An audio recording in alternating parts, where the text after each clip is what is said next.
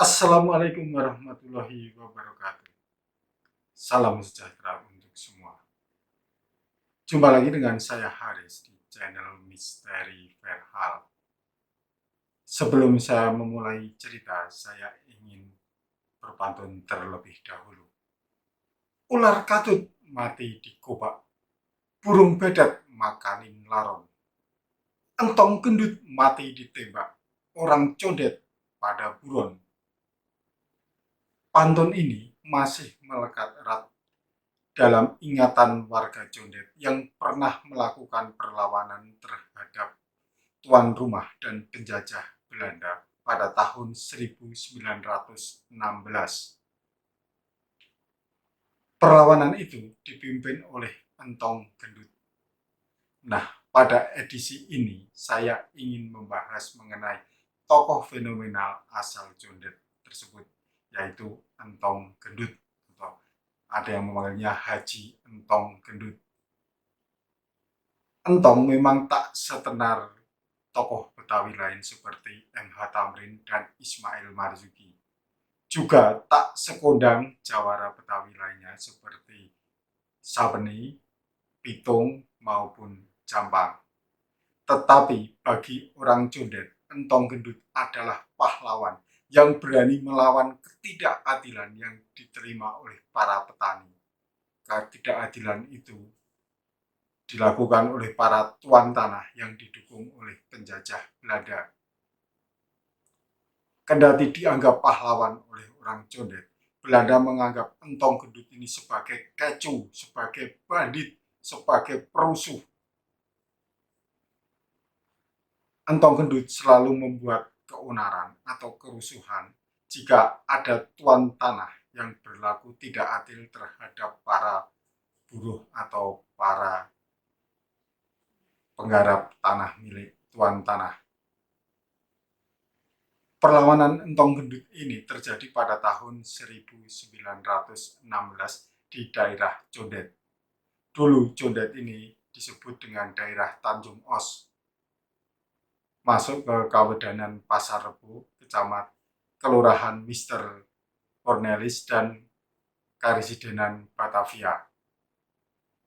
Eksplorasi tuan tanah yang berlebihan membuat petani sangat menderita. Entong Gendut tidak tinggal diam. Mantan polisi Hindia Belanda ini mengumpulkan sejumlah pemuda di Condet, lalu mereka ajari ilmu bela diri silat dan juga ilmu kekebalan.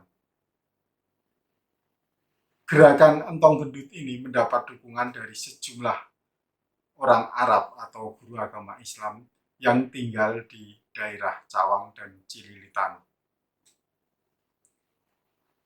Bagaimana aksi Belanda dalam menghentikan perlawanan Entong Gendut ini? Simak tayangan sampai akhir dan jangan lupa bagikan kepada yang lain. Namun sebelum membahas lebih dalam mengenai perlawanan Entong Gendut ini, saya mengucapkan terima kasih kepada kawan-kawan semua yang terus mendukung channel Misteri Verhal dengan memberikan komentar, like, dan subscribe. Untuk kawan-kawan yang baru pertama kali mengunjungi channel ini, segera saja subscribe dan tekan tanda lonceng agar saat saya mengunggah konten baru teman-teman mendapatkan notifikasi. Tak lupa, saya selalu mendoakan kepada kawan-kawan semua agar selalu sehat, bahagia, murah rezeki, dan dimudahkan dalam segala urusannya. Amin amin ya robbal alamin. Pada tahun 1741, tanah di Tanjung Os yang luasnya sekitar 2.838 hektar adalah milik Peter van Velde, penasehat Gubernur Jenderal Gustav Willem Baron van Imhoff. Pada tahun 1763, tanah Tanjung Os dijual kepada Cici Kran dengan harga Rp27.000 atau 87.500 gulden. Jual beli tanah saat itu berbeda dengan zaman sekarang. Kala itu, tanah dijual berikut dengan penduduk yang bermukim di situ. Jadi, penduduk itu nanti harus membayar pajak kepada pemilik tanah. Tahun 1781, Cicikran menjual tanah di Condet itu kepada Willem Vincent Helvetius Rietvink dengan harga 40.000 ringgit atau 100.000 gulden. Sejak itu, tanah tersebut tak pernah dijual lagi. Malah, keturunan Rietvink mampu memperluas tanahnya sampai ke Kampung Rambutan, Kelapa II, Cibubur, dan Cilangkang. Sehingga keseluruhan tanahnya memiliki luas 5.137,8 hektar. Jumlah penduduk yang tinggal di wilayah tersebut mencapai 8.790 jiwa. Hampir semua penduduk Condet adalah petani. Penduduk Tanjung Os dapat diklasifikasikan menjadi beberapa lapisan. Pertama adalah tuan tanah. Ini lapisan teratas sebagai pemilik wilayah Condet. Lapisan kedua adalah mandor. Mereka adalah pegawai tuan tanah. Tugasnya memungut pajak kepada rakyat dan memelihara ketertiban umum. Mandor merupakan pegawai tuan tanah.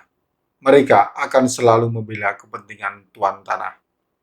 Mereka juga menjadi penghubung antara tuan tanah dengan para penduduk. Karena selalu membela tuan tanah di mata rakyat, citra mandor buruk. Lapisan sosial ketiga adalah pemuka agama yang bergelar haji. Pemuka agama ini sangat dihormati karena pengetahuan tentang agama Islam yang sangat luas.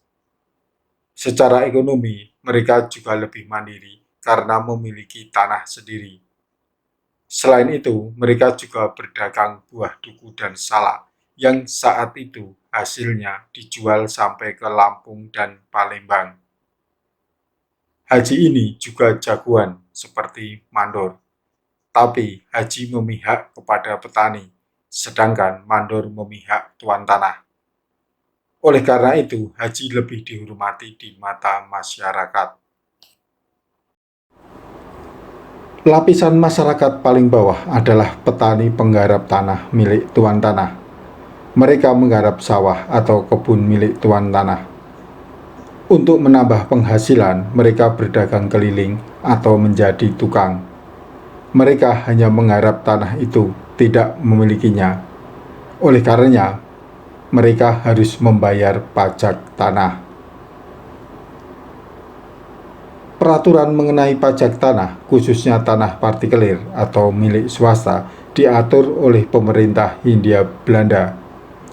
Pada tahun 1903, penduduk tanah partikelir Tanjung Os harus membayar pajak sebesar 25 sen. Beberapa tahun kemudian, pajak naik menjadi 1,5 gulden. Pajak terus melambung sampai 4,5 gulden.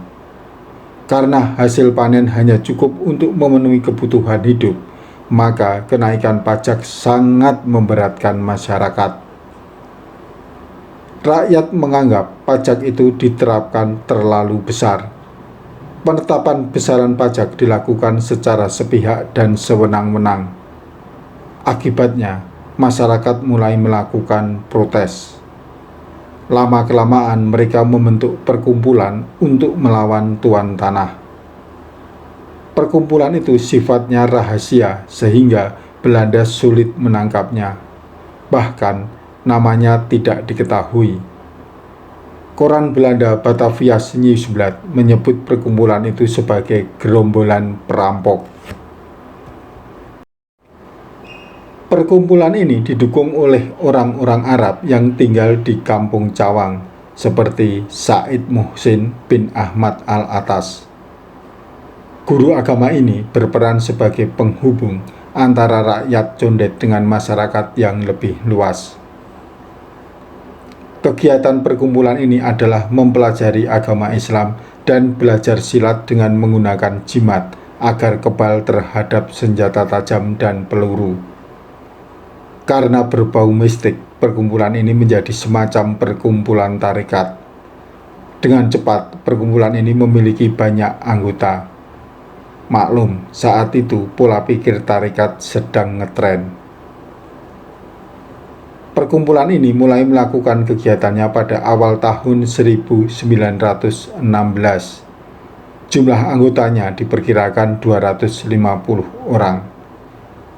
Pemimpinnya adalah Entong Gendut, bekas polisi Hindia Belanda. Pada Maret tahun 1916, perkumpulan ini melakukan demo terhadap pegawai pemerintah Hindia Belanda yang menyita rumah milik Taba, seorang petani condet. Berdasarkan keputusan pengadilan Mr. Cornelis tanggal 14 November tahun 1914 nomor 4963-13, Taba, seorang petani penggarap di Condet, diminta membayar sewa tanah berikut dendanya sebesar 7 gulden 20 sen ditambah ongkos perkara. Untuk melaksanakan putusan tersebut, pada tanggal 15 Februari tahun 1916, asisten Wedana Pasar Rebo yang bernama Raden Pringgo Dimejo didampingi Mandor Pirun dan sejumlah polisi mendatangi rumah Taba untuk menyita dan melilang harta bendanya. Taba tak peduli, malah masyarakat berkumpul di rumah Taba dan memaki para pemimpin itu. Mereka mengatakan para pemimpin mengabdi kepada orang Kristen sehingga pantas untuk dibunuh. Penyitaan rumah dan pekarangan Taba pun gagal. Pada tanggal 7 Maret tahun 1916, aparat pemerintah kembali mendatangi rumah Taba. Masyarakat berkumpul di rumah Jaimin, tetangga Taba. Tujuannya untuk menghalangi aparat menyita rumah Taba. Entong Gendut berada di antara kerumunan massa itu. Mereka terus melantunkan doa dan mengejek aparat. Tak terjadi kerusuhan pada penyitaan rumah Taba. Rumah Taba dilelang dengan harga 4,5 gulden. Pembelinya adalah Mandor Pirun. Keributan antara rakyat dan aparat kembali terjadi pada 5 April tahun 1916 sore. Mobil milik tuan tanah Tanjung Os, Armen, dilempari batu oleh orang tak dikenal di Pal 13 dan 14. Diduga mereka adalah kelompok Entong Gendut. Mereka melempari mobil Armen saat berkunjung ke rumah Lady Rawlinson, orang Eropa yang memiliki tanah luas di Cililitan. Armen datang ke Villa Nova untuk menghadiri pesta yang digelar oleh Lady Rawlinson. Malam harinya, sekelompok orang menghentikan pertunjukan topeng di rumah Lady Rawlinson di Kampung Cililitan Besar. Asisten Wedana Pasar Rebo dan 2 polisi kemudian mendatangi rumah Lady Rawlinson itu. Jam 11, polisi tiba di rumah Van der Rawlinson. Ternyata pemimpin gerombolan pengacau itu adalah Entong Gendut. Asisten Wedana segera melaporkan kejadian ini kepada Wedana Mr. Cornelis. Wedana memerintahkan kepada asistennya untuk menangkap Entong Gendut dan dibawa ke rumahnya. Asisten Wedana Pringgo Dimejo bersama sejumlah polisi mendatangi rumah Entong di Condet Batu Ampar. Di sana, aparat dihadang oleh 50 orang bersenjatakan golok. Terjadilah dialog antara Pringgo Dimejo dan para penghadang. "Mengapa pertunjukan topeng dihentikan?" kata Pringgo Dimejo. Para penghadang mengatakan, dalam pertunjukan topeng itu ada sejumlah orang bermain judi. Padahal judi dilarang oleh agama. Itulah alasan mengapa mereka menghentikan pertunjukan.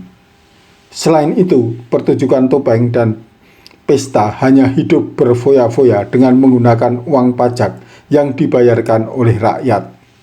Rakyat susah bayar pajak, pejabat berfoya-foya. Entong menambahkan, selama ini polisi membantu kepentingan orang Kristen. Mereka banyak menyita rumah. kadang juga membakar rumah penduduk. Kerumunan pun semakin banyak. Rakyat yang datang ke rumah Entong mencapai 250 orang. Mereka bersenjatakan golok dan tombak. Mereka pun terus berzikir untuk menambah kekuatan batin. Pada 8 April tahun 1916, Entong Gendut mengangkat dirinya menjadi Raja Muda. Ia memiliki 8 patih, yaitu Ja, Tipis, Raidi, Sibi Benjimin, Logot, Tipe, Gutar, dan Usuk. Majar dan Jaimin bertugas mencari anggota baru. Talun menjadi mantri dan Gani menjadi sekretaris. Kabar pengangkatan Entong sebagai Raja Muda baru diterima oleh asisten residen Mr. Cornelis de Haiting pada 9 April tahun 1916. Ia segera memerintahkan Wedana untuk menangkap Entong. Wedana Mr. Cornelis beserta 4 polisi mendatangi rumah Entong. Entong menghadapi Wedana dan pasukannya dengan membawa tombak, keris, dan bendera merah berlambang bulan sabit putih. Ketika Wedana akan menangkap dengan paksa, Entong Gendut berteriak memberi aba-aba. Mendengar teriakan, pengikutnya keluar dari tempat persembunyiannya di kebun salak yang terdapat di sekitar rumah Entong Gendut. Mereka semua bersenjata, jumlahnya kurang lebih 200 orang. Rombongan Wedana dan polisi dikepung. Rombongan Wedana dan polisi itu bubar menyelamatkan diri dan bersembunyi. Wedana yang bersembunyi akhirnya tertangkap dan ditawan oleh Entong Gendut. Kepada Wedana, Entong mengatakan ia kasihan terhadap orang-orang di kampungnya yang kehilangan rumah karena disita oleh tuan tanah gara-gara tidak bisa membayar utang pajak tanah. Tindakan melawan tuan tanah dan pemerintah Belanda adalah protes atas ketidakadilan itu. Tanggal 9 April tahun 1916 jam 2 dini hari, Residen menerima kabar penangkapan Entong Gendut gagal. Malah Wedana ditawan oleh Entong. Asisten Residen minta bantuan tambahan kepada polisi dan juga militer. Asisten Residen selanjutnya datang sendiri ke tempat kerusuhan itu dengan membawa bala bantuan. Kurang lebih pada jam 4 pagi pada hari Senin tanggal 10 April, asisten residen, asisten Wedana Pasar Rebo, dan polisi sudah bersiap-siap di Condet. Jalan yang menuju ke tempat pemberontakan dijaga. Sementara itu Wedana sudah dilepaskan. Tidak lama kemudian tampak gerombolan Entong Gendut bergerak maju sambil menari dan mengucapkan takbir. Mereka menyerang polisi yang sudah berjaga-jaga. Polisi pun melepaskan tembakan. Entong Gendut yang berdiri di depan terkena tembak dan jatuh terkulai. Pengikutnya melarikan diri masuk kampung. Tak lama kemudian, dari arah kampung terdengar tembakan dan bunyi beduk dari langgar yang bertalu-talu. Mereka yang terluka kena tembakan dibawa ke rumah sakit, termasuk Entong Gendut. Sayang, Entong meninggal dalam perjalanan ke rumah sakit. Pada jam 9 pagi tanggal 10 April, suara tembakan sudah tidak terdengar lagi. Polisi mulai bergerak menyerbu kampung Condet. Setiap rumah digeledah dan penghuni laki-lakinya digiring keluar dan dikumpulkan sebagai tawanan. Karena menurut berita, semua laki-laki di kampung Condet menjadi pengikut Entong Gendut dan ikut melakukan perlawanan. Banyak tawanan itu yang membawa jimat. Dengan meninggalnya Entong Gendut dan dibawanya pengikut-pengikutnya, maka pemberontakan itu dapat digagalkan. Perlawanan yang dilakukan oleh Entong Gendut dan para pengikutnya tak lain adalah usaha dalam mengembalikan hak para petani dan warganya terhadap sistem pajak dan kesewenang-wenangan pemerintah kolonial dan tuan tanah terhadap penduduk. Meskipun frontal dan benci kolonial, namun Entong Gendut dan pasukannya tidak semena-mena memperlakukan lawan. Buktinya, Werdana yang ditawan dilepaskan kembali meskipun posisi Entong dalam terancam. Usai kerusuhan, asisten residen Mr. Cornelis membuat laporan kepada residen. Menurut laporan itu, kerusuhan dipicu oleh ketidakpuasan warga terhadap tuan tanah Armen yang melelang rumah milik Taba, petani yang tak bisa membayar pajak tanah. Kerusuhan itu digerakkan oleh orang luar Condet yang menghasut masyarakat agar membuat perlawanan. Koran Java Bude juga membuat berita yang mengatakan kerusuhan Condet digerakkan oleh orang dari luar Condet. Sedangkan harian Batavias Nieuwsblad membuat ulasan bahwa penyebab kerusuhan adalah tekanan pajak. Kerusuhan digerakkan oleh Syarikat Islam. Sementara harian Utusan Hindia, koran milik Syarikat Islam, membantah tuduhan tersebut. Pemberontak tidak dilandasi agama, melainkan menuntut keadilan. Syarikat Islam balik menuduh pengadilan dan tuan tanah yang menjadi penyebab kerusuhan. Teman-teman, demikianlah perlawanan Entong Gendut menghadapi ketidakadilan yang diterima oleh para petani di daerah Condet.